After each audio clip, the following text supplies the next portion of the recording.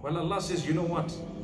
When you get closer to Allah, when you engage in istighfar, when you become a better person, what will happen is we will make it easy for you to go through these challenges in a way that you will not look at them as challenges, but rather as something Allah wanted you to go through with a smile.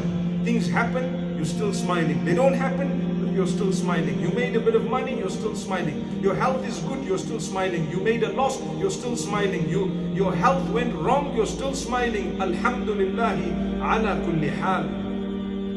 There is a narration wherein the Prophet ﷺ tells us that on the day of judgment there will be a caller who calls out, where are those who used to thank Allah upon all conditions? It's something we've mentioned time and again because we are indeed going through challenges.